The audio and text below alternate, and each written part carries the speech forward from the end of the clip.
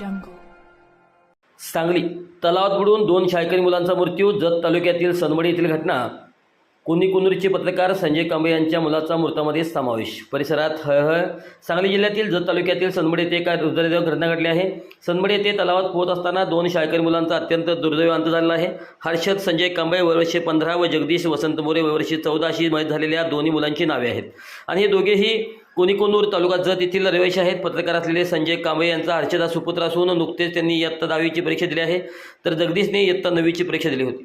अत्यंत सोज्वळ, प्रेमळ आणि वडिलांच्या प्रत्येक कामामध्ये सहकार्य करणाऱ्या हर्षदचा असा अत्यंत करुणामय अंत झाल्यामुळे या संपूर्ण परिसरात शोककळा पसरली आहे. हर्षदसोबत त्याचा मृत्यू झाला आहे. जगदीश हे दोघेजण आज तालुक्यातील सनवडी गावाच्या हद्दीमध्ये असलेल्या जमीन असलेल्या तलावामध्ये गेले होते. पत्रकार संजय कांबळे यांचा मासेमारीचा व्यवसाय असून त्या तलावातील मासेमारीचा ठेका त्यांना मिळाला होता. तेथे मासेमारी सुरू होती. संजय कांबळे आज मुलींच्या CAT परीक्षेसाठी तिला घेऊन ते परीक्षेसाठी गेले होते.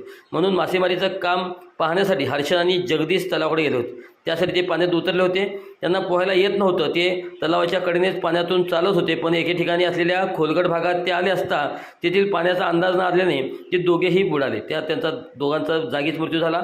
संक व उमदी दोन्ही ठिकाणी शवविच्छेदन करण्याची सोय नसल्याने मृतदेह जत येथे आणण्यात आले. तेथे प्रक्रिया पूर्ण होऊन मृतदेह नातेवाईकांना सुपूर्द करण्यात आला. आज त्यांच्यावर अंतिम संस्कार करण्यात येणार आहेत.